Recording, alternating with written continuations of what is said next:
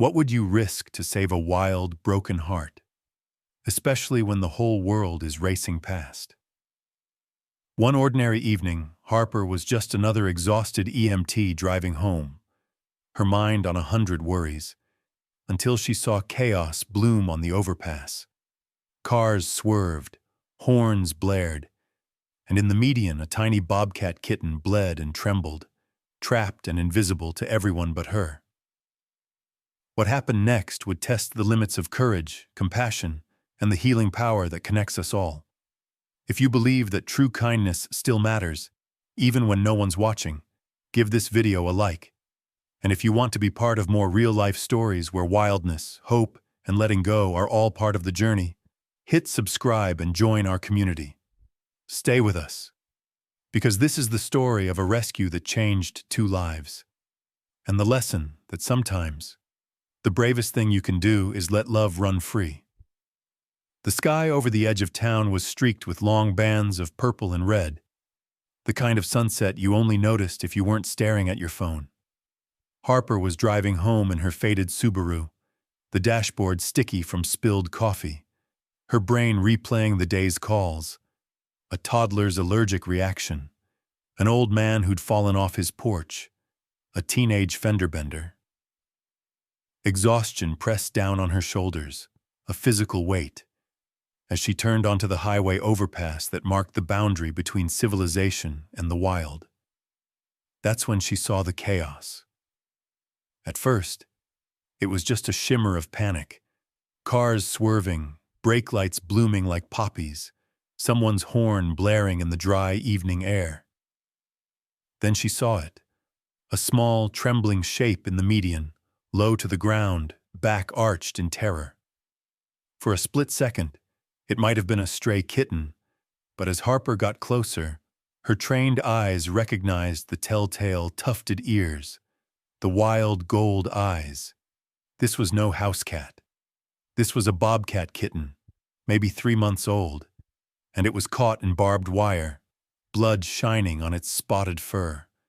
The world seemed to snap into slow motion. Drivers cursed, swerved, some barely missing the animal. One trucker leaned on his horn, gesturing out the window as if the kitten could understand. No one stopped. Harper's heart hammered. She felt her EMT training take over. Assess, act, don't think. She jerked the wheel to the shoulder, jammed the Subaru into park, and threw herself out into the roar and reek of the highway. The sound was overwhelming. Metal, rubber, the pulsing thud of engines. Harper didn't hesitate. She grabbed her trauma kit, tucked it under one arm, and sprinted into the median, weaving between cars. Someone shouted at her. A semi bore down, lights glaring. Harper held up one palm, "Stop!" then dropped to her knees, ignoring the sting of gravel. The bobcat's eyes fixed on her, wild and wide with terror, but too weak to move. Barbed wire cut across its tiny forelimb, already stained with blood. Its breathing was shallow, chest fluttering with panic. Without thinking, Harper pulled her trauma shears from her belt. She spoke softly. Words meant more for herself than the animal. "Hey buddy, hang on, I got you. Don't you quit on me now." Traffic slowed, curiosity drawing rubberneckers. Some took out their phones, filming. Harper blocked it all out. She slid the shears under the wire and snipped, hands trembling. The bobcat yowled, its claws raking the air. Harper's arm got scratched, pain blooming, but she didn't let go. Suddenly, a horn blared. She looked up just in time to see another semi barreling toward them, air brakes screeching. Instinct took over. Harper scooped the limp kitten into her arms, turning her body so she was shielding it with her own. She felt the wind as the truck whooshed past, way too close, her heart slamming against her ribs. The crowd of cars was backing up now. Someone yelled, "You're crazy, lady!" Harper ignored them. She cradled the kitten, who she'd later call Finn, against her chest. blood soaked through her sleeve, hot and sticky. The kitten's breathing was fast and ragged. Harper could feel his little heart, fluttering like a trapped bird. She staggered to the shoulder, breathing hard. Her mind spun with options: animal control, a vet, keep him calm, keep him warm. She pressed gauze to the kitten's wounds, willing the bleeding to slow. A little voice in her head whispered, "He won't make it." But another, stronger voice, the voice that had made her an EMT in the first place, snapped back, "Not on my watch." She glanced up, searching for help, and that's when she saw the patrol car pulling up behind her Subaru, red and blue lights strobing across the pavement. A uniformed officer stepped out, hand on his belt, expression unreadable. For a split second, Harper's stomach dropped. Would she be cited for endangering herself, for causing a traffic jam, for handling a wild animal? Was this about to go from a rescue to a disaster? But she squared her shoulders, kitten clutched tight. The officer approached, his boots crunching on gravel, face a mix of irritation and concern. "Ma'am, what the hell are you doing out here? Are you all right?" Harper took a shaky breath. "I'm fine. But he's not. This Bobcat, he's hurt bad. I need to get him to a vet right now." The officer looked at the bleeding kitten, at Harper's own scratched, bloodied arm. His expression softened a fraction. "You know what you're doing?" Harper nodded, refusing to let fear or bureaucracy get in her way. "I'm an EMT, he's in shock. Please, can you clear a lane? I need to go, now." For a long moment, the officer just stared at her. Then he nodded, speaking into his radio. "Dispatch, this is Unit 14. I've got a situation on the overpass. Animal emergency. I'll escort a civilian vehicle to Aspen Valley ER. Over." Harper almost sagged with relief. She hurried to her Subaru, Finn limp in her arms, as the officer waved traffic aside. A chorus of horns, the scrape of tires, fading into the background as Harper sped off, adrenaline still thrumming. In the rear view, she saw the officer give her a thumbs up, the last glint of sunlight reflecting off his badge, but as Finn whimpered in her lap, blood trickling through her fingers, Harper knew this was just the beginning. Whatever happened next, neither of them would be the same. Harper's hands were shaking so badly she almost dropped the keys. Her breath misted on the windshield as she fired up the Subaru. Finn sprawled across a towel in the passenger seat, eyes glassy with pain. She could see every rib through his spotted fur, each ragged breath sounding more desperate than the last. Red and blue lights flashed in her rear view as the patrol officer pulled in behind, ready to escort her through the crawling line of cars. Every mile felt endless. The sun was down now, the highway dark and slick from the first hints of mountain dew. Harper drove one-handed, her other palm pressed lightly on Finn's fragile chest, counting his heartbeats. He flinched every time she hit a bump, and once he let out a broken yowl that sounded too much like a child's cry. "Stay with me, Finn. Just a little further, buddy. You're almost there." Aspen Valley Animal ER glowed like a beacon against the night, a low concrete building tucked between a tire shop and a gas station. Harper braked hard, threw the car in park, and burst out, cradling the limp Bobcat against her chest. The automatic doors whooshed open, the fluorescent lights harsh after the shadowy drive. The night tech at the front desk blinked, startled. "Ma'am, is that—" "Bobcat, maybe 3 months old. Barbed wire lacerations, shock. I think he's bleeding internally.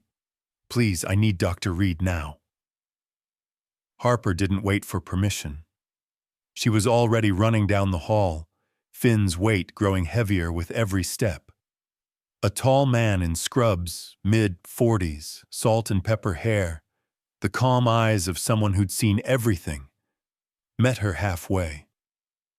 Dr. Marcus Reed. He gave Harper a quick, searching look, then zeroed in on the Bobcat. Set him on the table. Let's see what we're working with.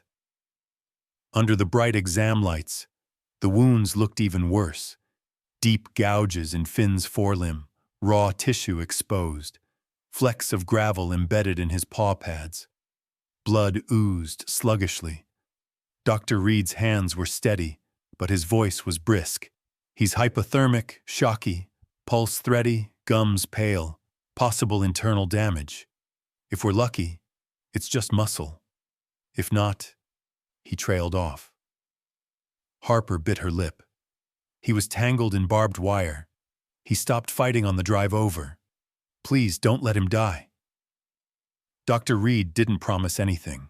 He called for an assistant, started fluids, clipped fur, cleaned wounds, and pressed bandages into Harper's hands. Hold pressure here. No sudden moves. Wild things spook easy, even when they're half dead. Finn convulsed suddenly, eyes rolling back. For one terrifying moment, his chest stopped moving. An icy silence filled the room. Harper's heart nearly stopped with him. No, no, no, come on, Finn! She dropped to her knees, hands trembling, and started chest compressions. She counted out loud. 1, 2, 3, 4, tears stinging her eyes. Breathe, little guy. You have to breathe. The vet tech hovered behind, voice tight. We could try epinephrine. Dr. Reed shook his head, face grim. If he wants to go, nothing on earth will keep him. But Harper couldn't accept that. She leaned in, whispering, Fight. Just for a second more. There's a whole wild world waiting for you. Don't let it end here, not like this. Seconds stretched, an eternity measured in hope and desperation. Suddenly, under her palm, Finn's ribcage fluttered, a weak gasp, then another. He blinked, glassy and unfocused, but alive, a stunned hush. Dr. Reed let out a breath, shaking his head. He's got spirit. That's something anyway. Harper's legs buckled as relief washed through her. She pressed the warm towel closer around Finn, voice ragged. Thank you. Thank you both. I know he's not out of the woods yet, but... Dr. Reed cleaned his hands, watching Finn's shallow breathing. He's alive for now, but wild things don't always choose to stay. The night deepened, machines beeped, IV drips trickled, and outside, the distant wail of sirens reminded Harper of all the other lives hanging by a thread. She slumped in a hard plastic chair, exhaustion fighting with adrenaline. Dr. Reed came back, handing her a cup of hospital coffee. You from around here? She nodded. Harper Lawson, EMT. I've seen people die, but I've never had to fight so hard for something that wasn't even human. Reed gave her a gentle smile. Sometimes those are the ones that stick with you. There's something raw about wildness. Makes you realize how fragile everything is. Harper looked through the glass at Finn, curled in a tight ball, bandaged and barely breathing. If he lives, what then? Dr. Reed's expression darkened. That's the hardest part. If you keep him too long, he'll lose his wild. Let him go too soon, he won't make it. You have to walk the line. Give him a chance to heal, but never let him forget who he is. A new fear took root in Harper's heart. So how do I know what's right? The vet shrugged. You listen. To him, to yourself. Sometimes the bravest thing isn't saving a life. It's knowing when to let go.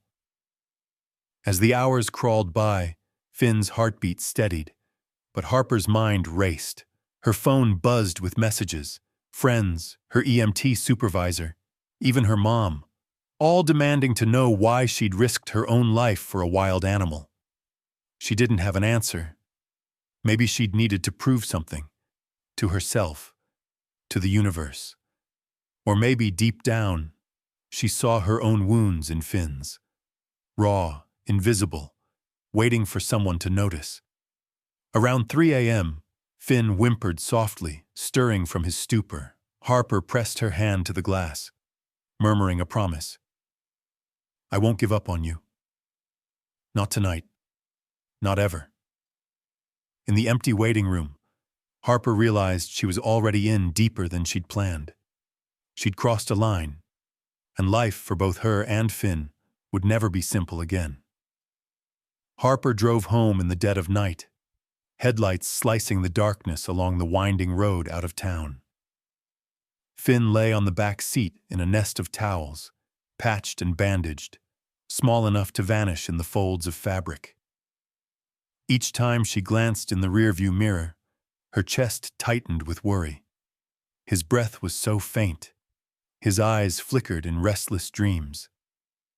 There was a quiet in the car that felt more sacred than silence, a fragile thread connecting them. Her rural cabin waited at the end of a gravel driveway, half shrouded in the pines, porch light barely piercing the gloom. She carried Finn inside, every movement careful, as if the world might shatter if she was careless. The place was modest. One main room with a wood stove, walls hung with family photos, EMT certifications, and a handful of faded animal rescue flyers from years past. It was a place built for solitude, but tonight it felt like a sanctuary. Baxter, her golden retriever, lumbered to the door with a slow wag of his tail. His muzzle was gray, eyes wise and gentle. Once he'd been a therapy dog in hospitals, working beside Harper on tough cases, but age had softened him into a constant, patient presence. He sniffed the air as Harper entered, ears twitching at the scent of blood and fear. Harper set Finn down in a corner of her small bedroom, where she'd already set up a quiet space, an old dog crate lined with towels, a heating pad humming softly underneath, a shallow dish of water close by. She knelt beside the crate, checking Finn's wounds by lamplight. His breathing was still shallow, his body shivering with every distant sound. He burrowed into the towels, hiding his face, trembling as if every noise outside the cabin, wind in the trees, a distant coyote's cry, reminded him that safety was always temporary. Baxter stood at the door, curious but calm. Harper glanced at him. "Not tonight, Bax. Let him rest." Baxter sat down, thumping his tail, gaze steady but non-threatening, a silent guardian just out of reach. As the adrenaline faded, exhaustion took its place. Harper pulled a faded notebook from her bedside drawer and started to write. It was something she'd started years ago, journaling after difficult rescues, cataloging what she could not say out loud. Tonight, the words spilled out in a shaky scrawl. "I've seen people on their worst days, blood, pain, panic, but this is different. He's not just another case. He's a reminder that the world is wild, beautiful, and broken. Am I doing the right thing, bringing him here? What if he never heals? What if I can't let go?" The cabin grew quiet. Harper moved a chair to the far side of the room, pulling out an old paperback and pretending to read, all the while watching Finn's tiny form. Every so often, she'd hear a soft whimper, a twitch of his ears, or the flutter of his tail. Sometimes he'd flinch at nothing at all. She remembered Dr. Reed's words. Wild things spook easy, even when they're half dead. Outside, the wind picked up, rattling the windows. Harper stood, adding a log to the wood stove, letting the heat seep into the walls. She thought of the day's chaos, the overpass, the screaming brakes, the patrol officer's worried face, and felt the ache of her own bruises and scratches, wounds earned not in combat, but in compassion. Baxter shuffled over and rested his head on her knee. She stroked his soft fur, murmuring, "You know about being scared, don't you, old boy?" He blinked, as if understanding. For a moment, Harper's eyes burned with tears, but she blinked them away. Midnight passed. Harper nodded off in her chair, head bent over her book, half listening to the deep, even breaths of her dog and the fragile stop-start rhythm from the crate. When she woke, it was to the sound of Finn shifting, paws scrabbling against the metal. He was trying to stand, legs wobbling, face peering out with uncertain gold eyes. For the first time, he met her gaze head-on. Harper stayed still, her movements slow and non-threatening. She reached for the dish of water, sliding it toward him inch by inch. Finn sniffed, lapped hesitantly, then retreated, watching her every move. Harper felt a strange surge of hope, tiny but real. He was fighting, even now. In the small hours, Harper turned off the lamp and lay down on top of the covers, eyes never fully closing. Baxter curled up by the foot of the bed, always in sight of the crate but never pushing closer. Finn burrowed into the towels, twitching in sleep, sometimes letting out a sound that was half whimper, half growl. Every instinct in Harper screamed to help, to comfort, to reach out and cradle him. But she held back. Healing, she realized, sometimes meant giving space, not touch. By dawn, the tension in the room had softened. Harper got up and made coffee, the bitter smell filling the air. She scribbled a new entry in her notebook. Finn's still here. That's enough for now. Baxter watches over him like a sentry. I'm more afraid of letting him down than of losing sleep. Maybe this is what hope looks like. Small, shivering, fierce. She checked on Finn's wounds, changed the bandages with gentle hands. Each time Finn flinched but didn't lash out. Progress, slow but unmistakable. Baxter watched the whole ritual from across the room, tail thumping every so often in encouragement. As the day brightened outside, Harper opened the curtains and let sunlight spill onto the floor, making a warm patch by the crate. Finn stretched, eyes blinking in the brightness, and for a fleeting moment, Harper imagined she saw a flicker of trust. Stillness settled over the cabin. Harper sat in the chair, Baxter by her feet. Finn burrowed deep in his nest. For the first time since the chaos at the overpass, Harper allowed herself to breathe, deep and steady, knowing that healing had begun, however fragile, with patience and quiet, and the unspoken promise that neither she nor Finn would be alone. Nights in the cabin took on a hush all their own, a delicate balance of shadows and the muted comfort of routine. Harper, exhausted but unable to sleep deeply, would lie awake long after midnight.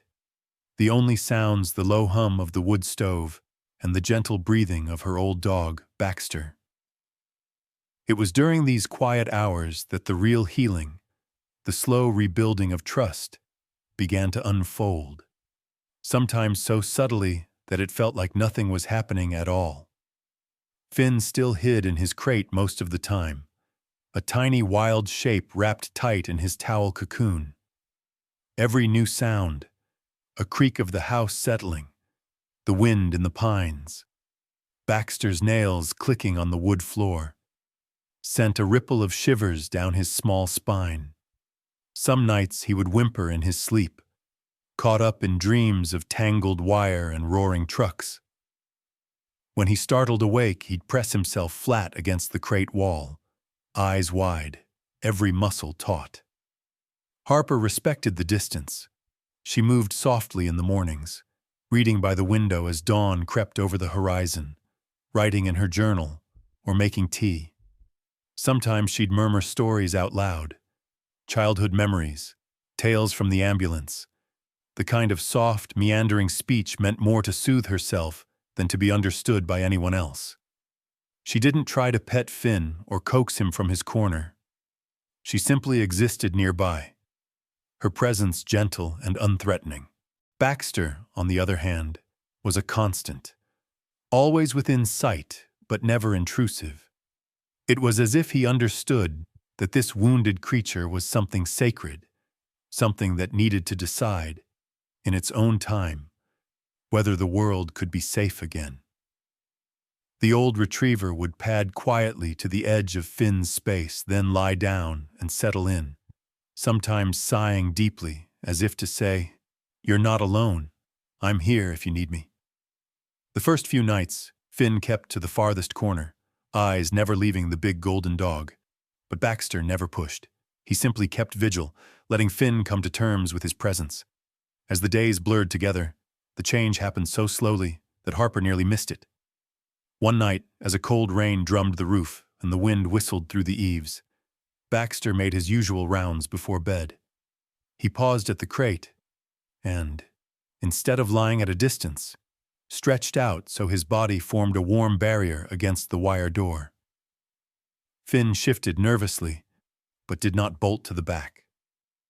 Instead, his small nose poked through the towel, ears flicking as he took in the scent and steady heartbeat of his companion. It was past midnight when Harper woke to a soft sound.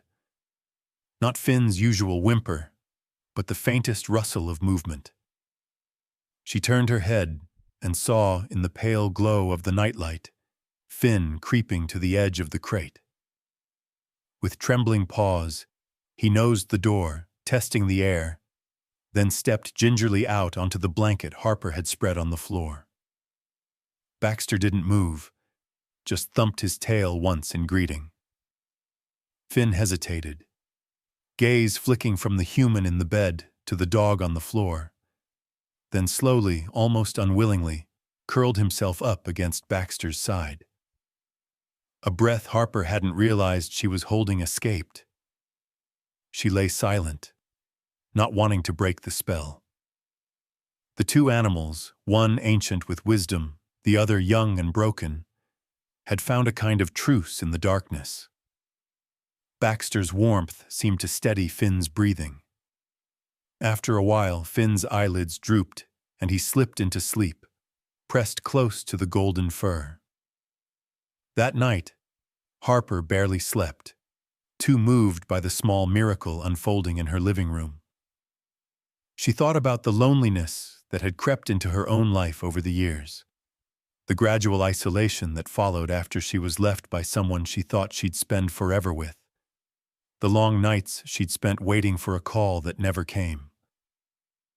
Harper had always prided herself on her resilience, but in the quiet, with only the soft snores of her dog and the shallow breaths of the bobcat for company, she let herself feel the ache of those old wounds. She realized, with a kind of painful clarity, that her healing might depend on these small acts of trust and patience, too. As dawn broke, the world outside still wrapped in blue shadows, Harper made her way to the window. The sky was just starting to lighten over the mountains. She looked back to see Baxter still lying beside Finn, the bobcat's small head resting on the old dog's flank. For the first time, Finn looked peaceful, almost content. Harper brewed coffee and wrote in her journal, capturing the scene before her in shaky, heartfelt lines. Baxter knows something I don't: how to offer comfort without asking for anything in return. Finn is letting him in, even if just for a moment. Maybe this is how healing starts for all of us. In silence, in patience, in the quiet presence of someone who expects nothing but shares everything. The days that followed brought small milestones. Finn, bolstered by Baxter's calm, ventured out of his crate a bit more often. He'd watch Harper from under the table as she made breakfast or folded laundry, always wary but less frantic. Harper learned to move more slowly, to speak in a low, even tone. She let Finn decide when and how to interact.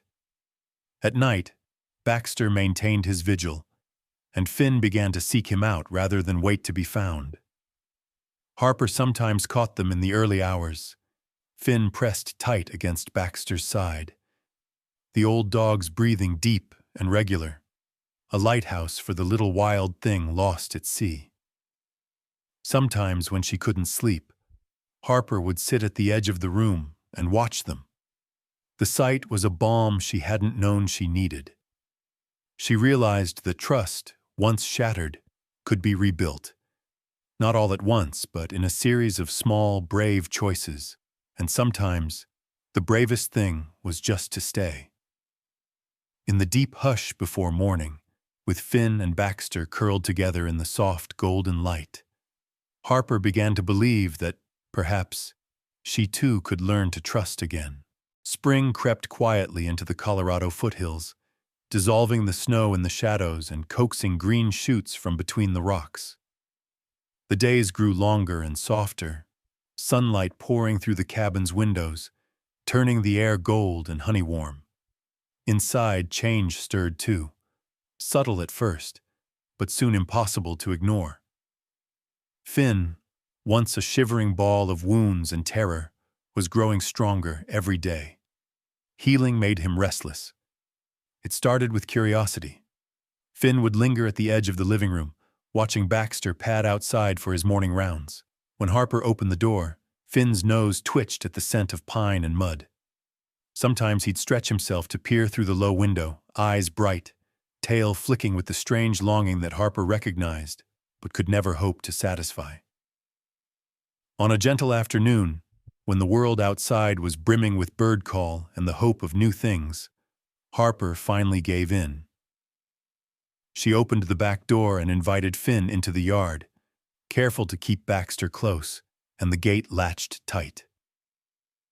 The backyard wasn't much, just a sloping patch of grass hemmed in by a split-rail fence, an ancient apple tree and the weathered stump where Harper liked to read. But for Finn, it was a new world. The moment his paws touched earth, he froze. Every muscle tensed, every whisker quivered as the wild air washed over him. For a heartbeat, Harper wondered if he'd bolt back inside. But then, with cautious, halting steps, Finn crept into the sun. He sniffed every leaf and stone, sides heaving, gold eyes wide with wonder and worry. Baxter followed at a respectful distance, never crowding, but always nearby. A silent protector. Harper sat on the back step, watching with her breath caught halfway in her chest. This was what Dr. Reed had warned her about. The line between healing and taming, between offering sanctuary and allowing wildness to bloom again. Finn's movements were awkward at first. He crouched low in the grass, ears swiveling at every unfamiliar noise. But little by little, his courage grew.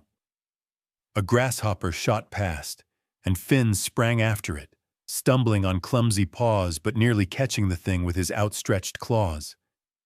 He practiced stalking fallen leaves, leaping and pouncing in a way that was more instinct than skill. When he tried to climb the low apple tree, he got halfway up before sliding back down, landing in a tangle of legs and indignation. Baxter huffed out a gentle, amused breath. Harper laughed, tears pricking her eyes for reasons she couldn't quite name. Every day, Finn's confidence grew. His limp faded. The scabs on his forelimb healed into scars.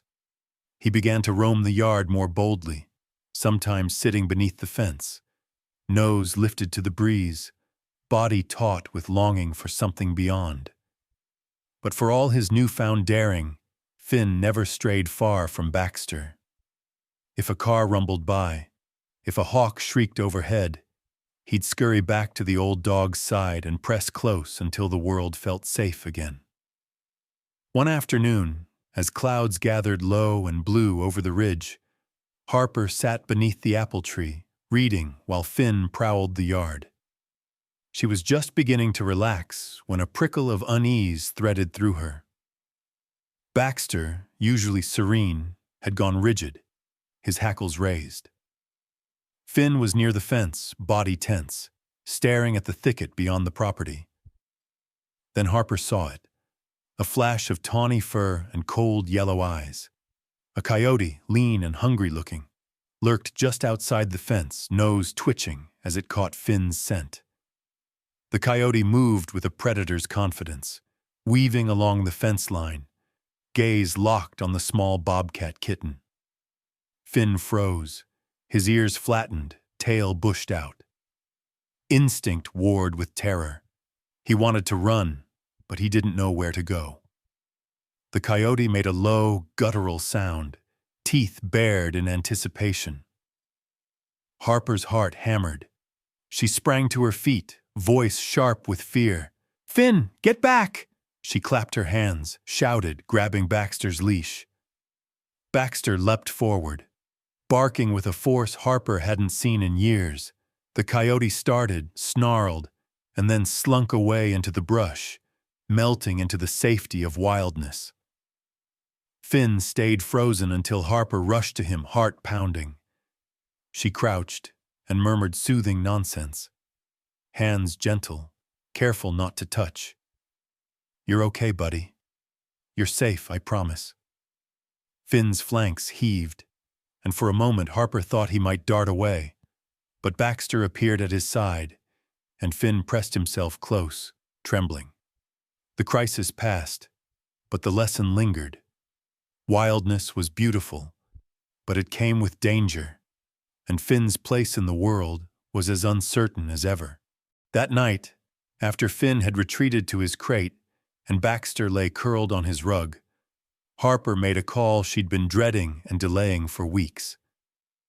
She found the number for the local wildlife rehabilitation center and dialed, stomach tight. A calm voice answered. Laura Kim, the center's director. Harper explained everything, her words tumbling over each other.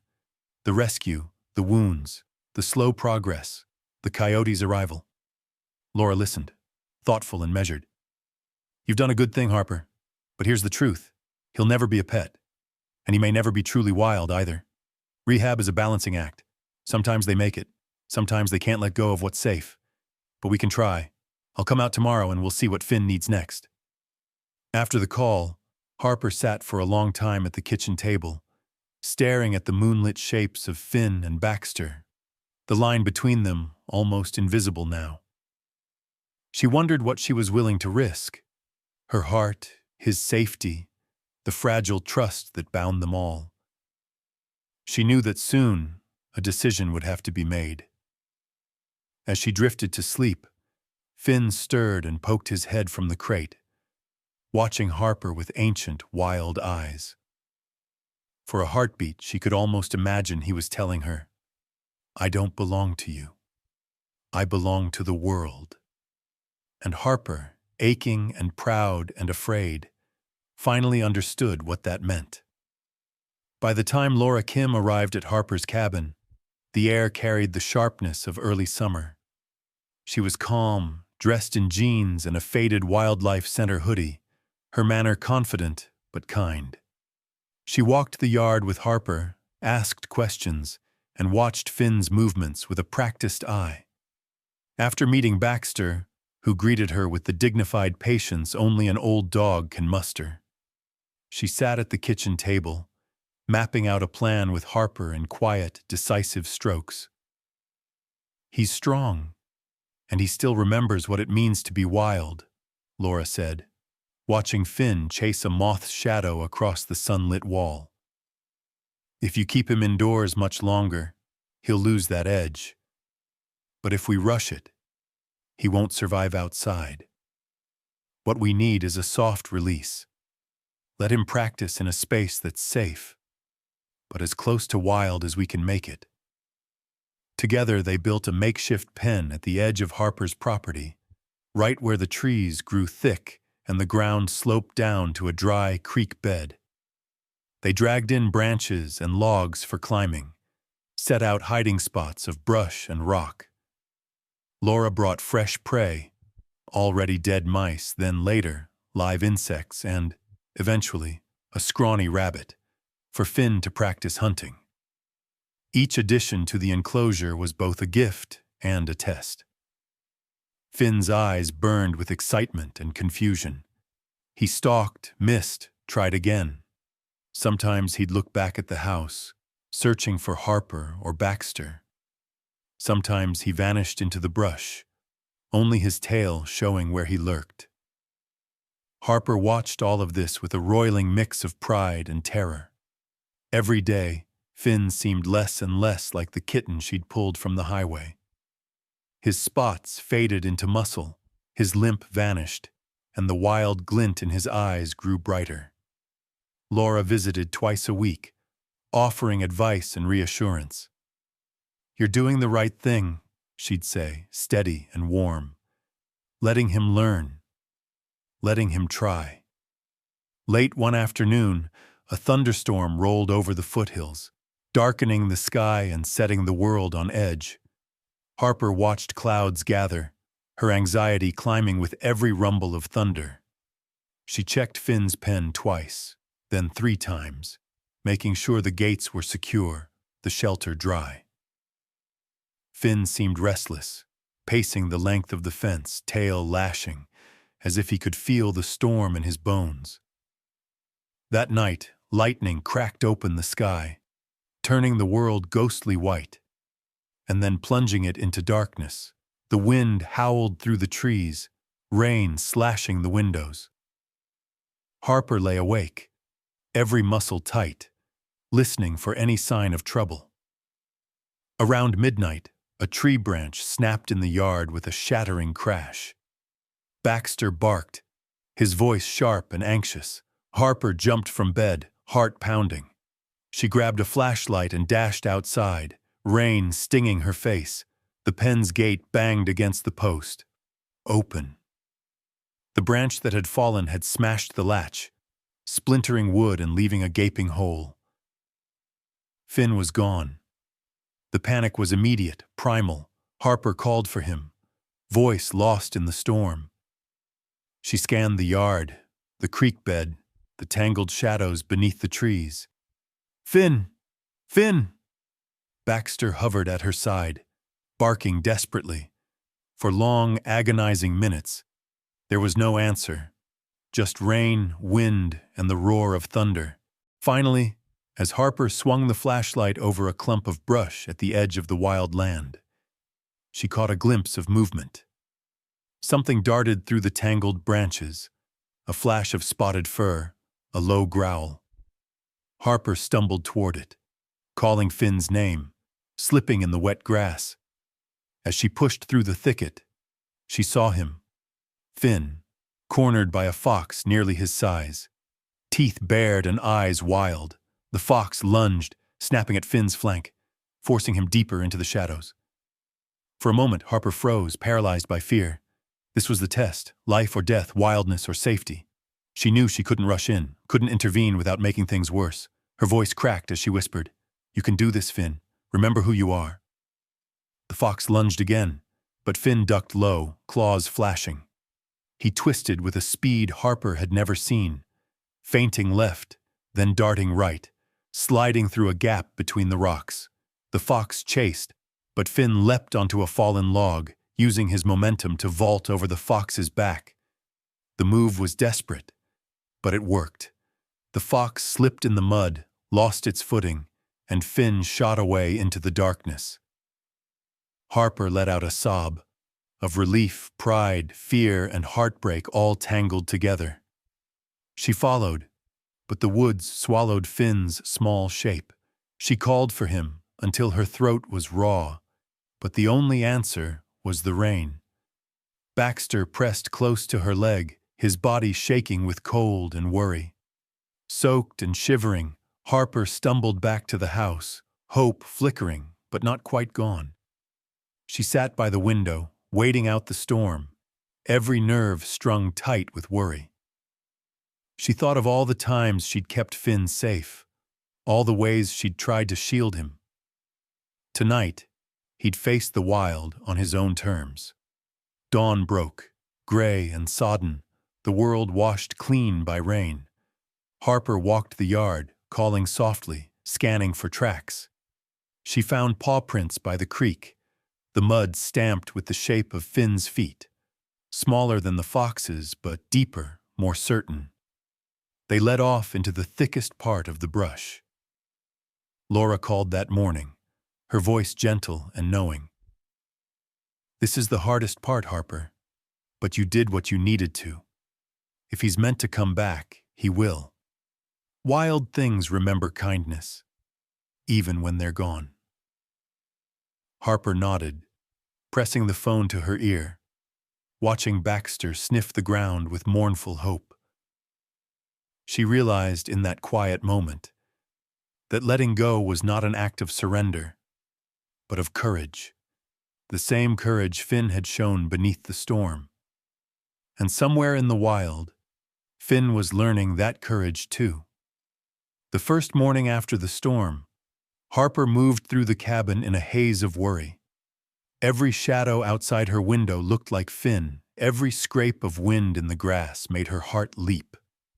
The world felt altered, emptier, too quiet. Baxter sensed it as well, pacing the length of the porch, pausing now and then to sniff the air or whine softly at the edge of the trees. The old dog was patient, but the loss unsettled him, and he rarely left Harper's side. Days blurred together in a rhythm of hope and disappointment. Each dawn, Harper would brew a thermos of coffee and slip on her old hiking boots, heading out to search for any sign of Finn. She checked the muddy banks of the creek, the dense brush at the property's edge, the trail that wound behind her cabin and vanished into the forest. Sometimes she brought along scraps of chicken or a handful of Finn's favorite treats and left them in small, hidden places, half hoping, half afraid she'd find them gone. Baxter came with her every time, sometimes leading, sometimes following, nose to the ground. On the third day, he found a faint track at the edge of the old logging road, a series of paw prints, small but clear. Harper crouched and traced them with shaking fingers. They were fresh, pressed deep into the soft earth, and beside them was the lighter imprint of a mouse's tail dragging in the mud. She let out a shaky laugh, tears welling in her eyes. Finn was out there. He was hunting. Harper set up an old trail camera near the creek, hoping for proof that Finn was alive and moving. Each evening, she and Baxter would check the memory card. The first images were of deer, rabbits, and once, a raccoon nosing through the undergrowth. But on the sixth morning, as Harper flipped through the grainy shots, her breath caught. There he was, a blur of spots and gold, leaner than before, captured mid-pounce as he chased a mouse at the forest's edge. He looked wary, almost ghostly in the half-light, but unmistakably alive. Relief flooded Harper so suddenly that her legs almost gave out. She pressed her palm to the image on the tiny camera screen. "You made it, kid," she whispered. Baxter nosed her hand, tail wagging in cautious celebration. For the first time since the storm, Harper let herself smile, but joy came tangled with a new ache. Finn was out there, surviving, learning, fighting, but alone. Harper wrestled with the shift in their bond. She'd spent weeks as his protector, his guardian, his healer. Now, the best she could do was hope and respect the invisible boundary that nature had redrawn between them. Some nights, she'd sit on the porch after sunset, a cup of tea growing cold in her hands, and listen to the wild around her. Sometimes, in the hush between wind gusts and distant coyote calls, she thought she heard Finn's yowl, wild and untamed. Once she dreamed of him, running free through moonlit grass, his shadow flickering in and out of sight, always just beyond her reach. Baxter's routine changed too. Every evening, as twilight deepened, he would make his way to the trail that led into the forest and settle down, his old body curled in the tall grass. Harper joined him sometimes, sitting quietly by his side, watching the trees turn blue and then black with nightfall. She realized in those moments that waiting was its own kind of courage. One evening, nearly 2 weeks after the storm, Harper felt a restless energy in the air, a nervousness she couldn't shake. Baxter was especially alert, ears up, nose twitching as he stared into the woods. The sun dipped low, painting the sky in colors of fire and indigo. Harper brought out the trail camera memory card, hoping for another glimpse of Finn. This time, as she scrolled through the new images, her heart thudded with anticipation. There was Finn again, slimmer now, his fur rough in patches, but his eyes fierce and alive. In one frame, he crouched over a vole. In another, he lapped water from the creek. The final image took her breath away. Finn, pausing at the edge of the frame, turning to look directly at the lens, as if he knew she was watching. That night, Harper sat on the porch until the stars prickled overhead. Baxter waited by the trail, refusing to budge even as the cold set in. Then, just past midnight, Harper heard a rustle, a soft, almost hesitant padding in the dark. Finn emerged from the tree line, barely more than a wisp of movement. He looked different now, no longer a kitten, but not quite an adult, marked by the wild and by survival. Harper froze, not daring to move or speak. Baxter lifted his head, tail thumping the grass softly. Finn approached, body low, cautious. He stopped a few feet from Baxter, studying the old dog with those fierce gold eyes. Then, in a moment that broke Harper's heart open, Finn leaned forward and touched his nose to Baxter's. Just a gentle, fleeting contact, an old promise remembered. The reunion lasted only a breath. Finn stepped back, gaze meeting Harper's for a split second. Wild, free, untouchable. Then he melted into the darkness, a shadow among shadows, vanishing into the wild that now claimed him. Harper wept, a mix of relief and longing. She understood now. Loving Finn meant letting him go, accepting his path as his own. Their bond had changed, but it was not broken. It had simply grown up, just like Finn. In the quiet that followed, with Baxter beside her and the forest whispering its secrets, Harper finally allowed herself to rest. She knew the wild would never give Finn back, not in the way she wanted. But she also knew, deep in her bones, that he was exactly where he was meant to be. Summer in the Rockies should have smelled of pine sap and fresh grass, but that year the air was wrong. Sharp, acrid, full of threat. Wildfires were sweeping through the valleys to the south, eating up the forests in hungry orange jaws. The sky was a dull gray bruise, sunlight filtered and sickly. Harper woke to the taste of smoke on her tongue and the knowledge that nothing was safe, not anymore. It started with distant news, radio warnings, a reverse 911 call from the county, and then the bitter, drifting haze that painted the world in sorrowful colors. Harper watched the forest every day, anxious eyes searching the ridgeline for plumes of smoke. The wind changed and the fires jumped roads, leaping from tree to tree, heedless of boundaries. Evacuations crept closer, first by rumor, then by reality. Baxter grew restless as the air thickened, the scent of wild danger calling up some old memory of fear. He paced the porch and watched the tree line, waiting for something Harper couldn't see. Each night, the sky glowed faintly to the south, the sun setting red as a wound. Harper packed her emergency bag with shaking hands. She kept glancing toward the woods, her heart torn between the need to flee and the need to search for Finn one last time. It felt wrong to leave, as if she were breaking a promise. She left small offerings, strips of chicken, fresh water, by the trail where he'd last appeared, hoping against hope he might sense her worry and return. On the third day, the evacuation order came. Harper had a half hour to get out. The sheriff's car rolled up, the deputy's voice both gentle and insistent. "Ma'am, you need to go now. The wind's shifted. Fire's coming fast." She loaded Baxter into the Subaru, the dog whining and pawing at the window, eyes fixed on the forest. Harper closed the door to her cabin with trembling hands, locking it though she knew locks meant nothing to Flame. She took one last look at the woods. "Be safe, Finn," she whispered. her voice raw. "Find cover. You're stronger than you think." Driving away felt like betrayal. The roads were thick with smoke, the world dreamlike and fragile.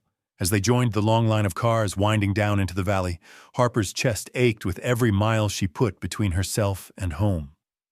The next 48 hours blurred into waiting.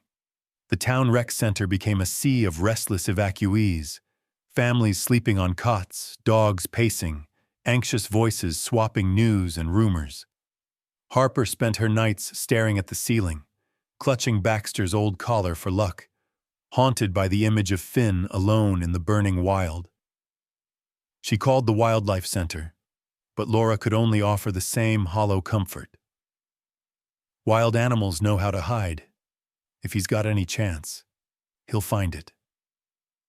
Finally, as the fires slowed and the first evacuees were allowed to return, Harper drove home through blackened fields and scorched stands of trees. The cabin still stood, miraculously untouched. Ash dusted the roof and porch, flakes drifting in the air like unnatural snow. The garden was wilted, grass singed, the apple tree smudged with soot. Baxter jumped from the car and began a frantic, hopeful circuit of the yard, nose pressed to the earth. Harper followed, her eyes searching for any sign, any miracle. She called Finn's name softly, her voice nearly swallowed by the heavy silence. It was Baxter who found it, a single, perfect paw print in the mud beside the back step, small and neat, pressed deep enough to show every toe and claw. Harper dropped to her knees, tears spilling down her cheeks. She touched the paw print, hope flickering painfully in her chest. Beside it, tangled in the weeds, was a tuft of golden fur. Baxter's unmistakable, caught on a branch as if left for her to find. Harper let out a choked laugh, clutching the fur and paw print as if they were sacred. Finn had come back, even if only for a heartbeat. That night, as the wind shifted and the air cleared, Harper sat on the porch with Baxter at her feet, both of them worn but refusing to give up. The forest beyond was a patchwork of green and black, branches raw and broken, but alive. The world felt smaller, more precious, each breath a gift. Moonlight crept over the treetops, and in its pale glow, Harper saw movement at the edge of the woods. She stood, breath caught, hardly daring to hope. A shape slipped through the shadows, Finn, unmistakably wild and whole, coat smudged with ash, eyes bright as polished copper. He didn't come close. Not this time. He paused at the tree line, body tense, head lifted as if testing the air. For a long, breathless moment, Harper and Finn simply looked at each other, no fences, no cages, only the shared memory of what they'd survived. Baxter sat up, tail wagging in slow, hopeful circles. Finn stepped forward, just enough for Harper to see the faintest limp in his step, a reminder of scars, of rescue, of all they'd lost and all they'd found. He gazed at her and Baxter, and for a heartbeat, Harper thought he might cross the yard and come home. But then, with a flick of his tail, Finn turned and melted into the dark. Harper let herself sob then, grief and pride and gratitude tumbling together. She held Baxter tight, whispering into his fur. He made it, old boy. He really made it. That night, sleep came for Harper like a gift. For the first time in weeks, she dreamed not of fire and loss, but of wild things running free under a gentle moon, their hearts forever changed by courage and by love. It was days before Harper fully believed Finn was safe. Every morning she checked the muddy yard for fresh prints. Every evening she scanned the tree line for movement. Sometimes she'd find a tuft of bobcat fur snagged on a branch, sometimes a faint trail in the grass. But more often, there was nothing. Just the knowledge that the world beyond her property was full of dangers and miracles, and that Finn was learning to meet them on his own terms. Harper spent more time outside after the wildfire, cleaning up fallen branches, tending what was left of her garden, and breathing in the sharp, healing scent of regrowth. Every so often, Baxter would lift his head from the porch, his gaze fixed on the woods, waiting.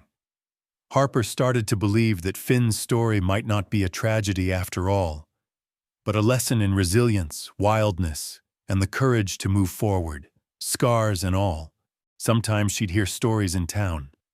A bobcat spotted at the edge of a field, a barn cat gone missing, wild turkeys scattering in the early morning. Harper listened, heart pounding, always wondering. Was that Finn? Had he grown strong enough to hunt, to thrive, to find his place where no human could follow? Sometimes the uncertainty was almost too much to bear. But each time she felt the old worry clawing up, she remembered the way Finn had looked at her that night in the moonlight. Not as a pet, not even as a friend, but as an equal, a creature who belonged to the world. Her neighbors were curious about the bobcat, and word had spread of her rescue. Children on bikes would stop at her mailbox and ask for stories. Some parents were nervous, but Harper knew how to talk to them. She never made Finn sound like a pet or a character from a fairy tale. Instead, she explained the truth. Wild animals are neighbors, not trophies. They have their own lives, their own lessons to teach us, if only we listen.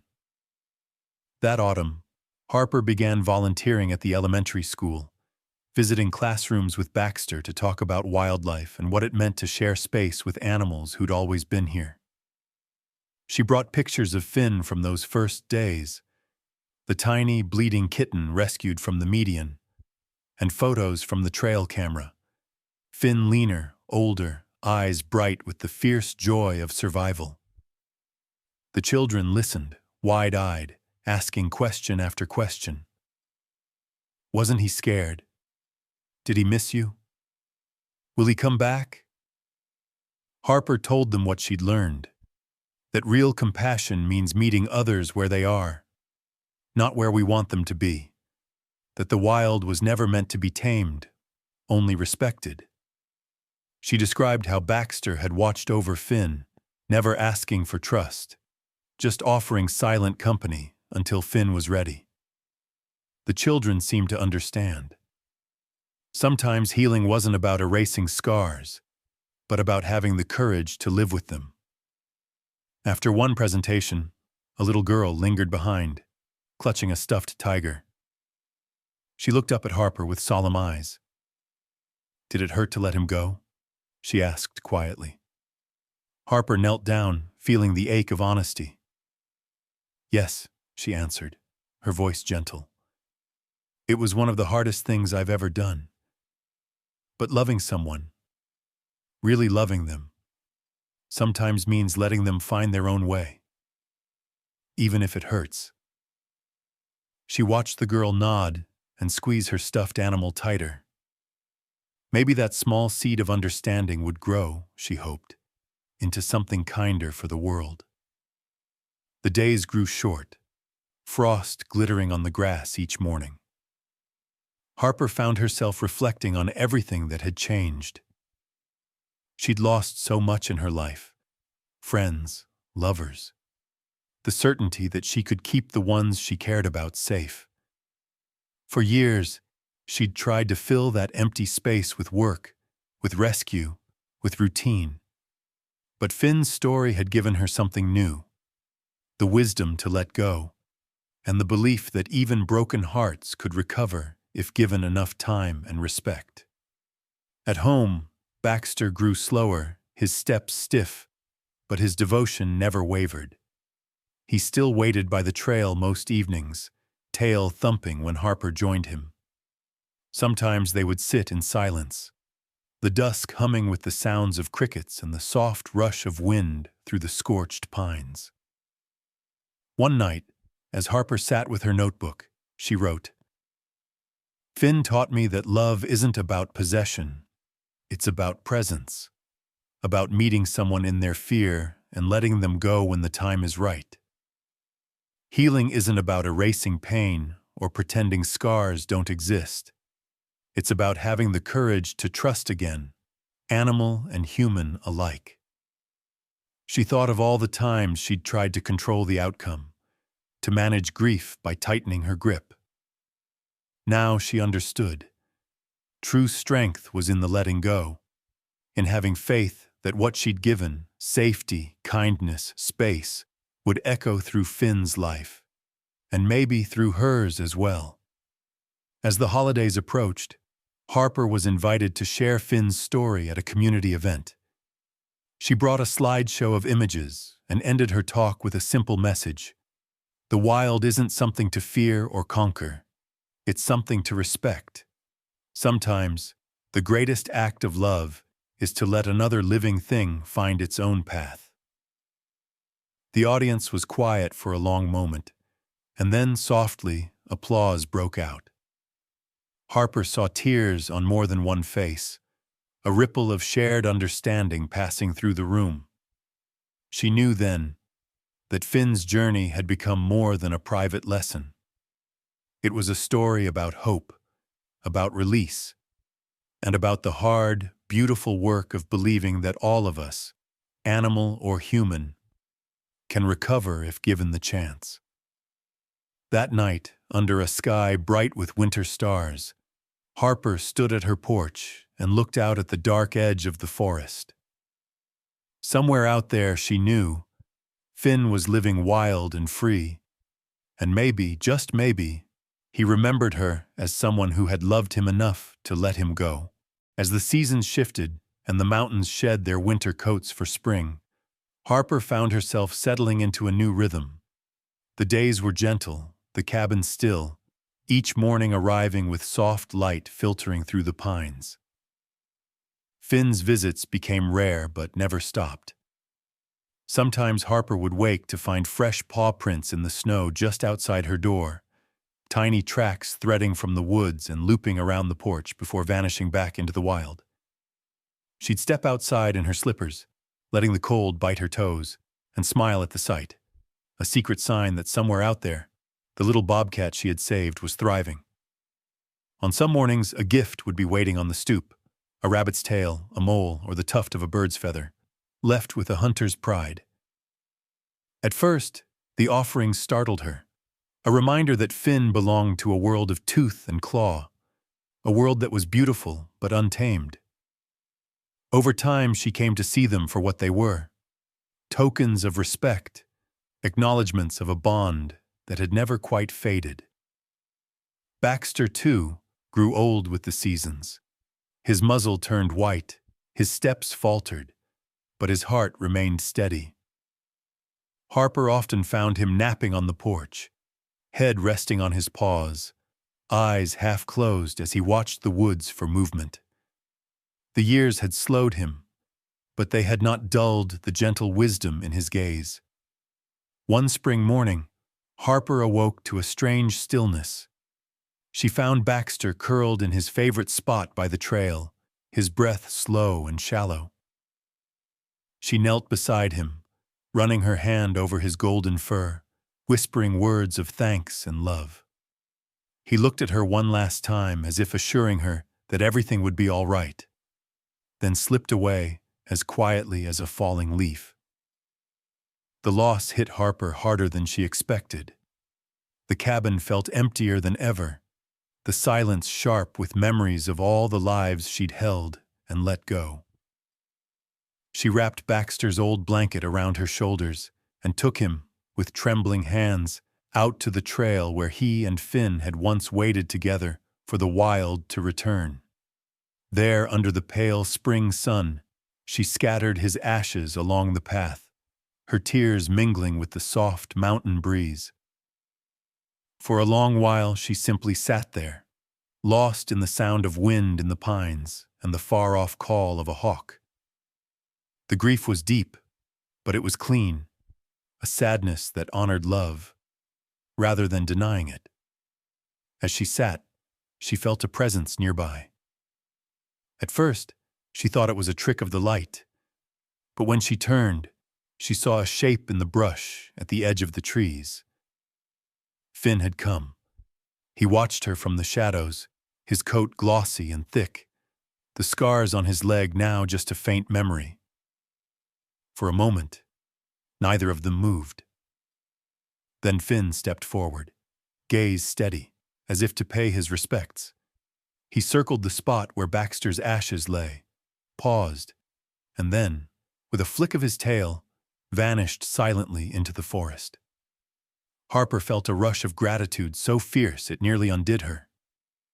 She realized that she was not alone. Not really. Not ever. The wild would always be out there, beyond the line of her porch, untouchable and mysterious, but somehow connected to her life in a way she had never expected. As spring rolled into summer, Harper found herself drawn more often to the world beyond her door. She took long walks along the trail, picking wildflowers and listening for the chatter of birds. Sometimes she thought she heard Finn moving through the brush, just out of sight. A snap of twigs, a flash of tawny fur. She would stop and listen, her heart steady with hope, knowing he was there, even if she never saw him again.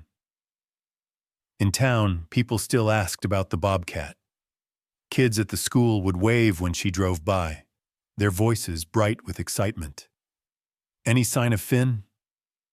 Harper would smile, telling them that Finn was doing exactly what he was meant to. Living wild. Living free. On the anniversary of Finn's rescue, Harper organized a small gathering at the local park, inviting neighbors and families to celebrate the wild creatures that shared their world.